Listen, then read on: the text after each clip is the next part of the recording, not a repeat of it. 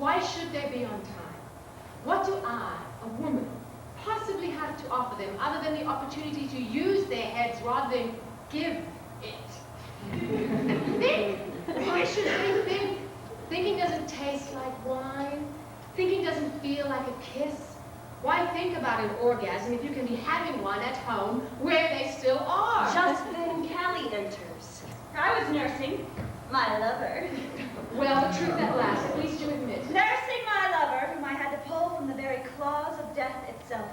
There I was last night, innocently gossiping about every person I could think of, when suddenly, from the depths of his belly, lover boy yelled, "If you don't shut up and lay down in this bed, I swear I'm going to hang myself." So you see, fucking him was a merciful act of heroism. Why is it that in the face of such noble sacrifice, I feel like hanging myself as well? Sisters, don't you see why men believe that a woman's head is as empty as a jug of wine at an orgy? Are you capable of a single serious thought? Taking a position other than your back to a mattress and your toes pointing to Zeus? My position is that if you spare the rod, you'll spoil the evening. What could be better, truly, Lyssie, than a stiff drink and a stiff... At that moment, a beautiful Amazona arrives as the leader of the sparse women.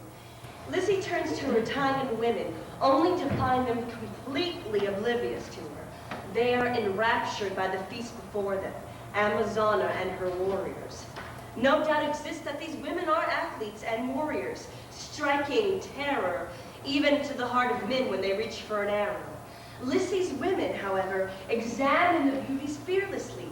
Homophobia, an idiotic male problem, has not yet been invented. Be still, my pounding heart. Those breasts are from another world. Have you ever seen rolling hills so lovely?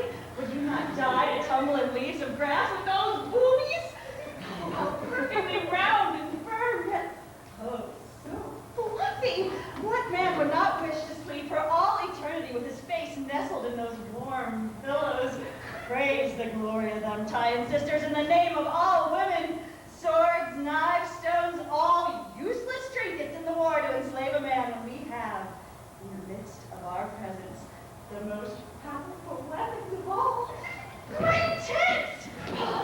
Such beauty turns stars to dust. It is though they've tucked the tender sacks of lamb bellies inside of their breasts.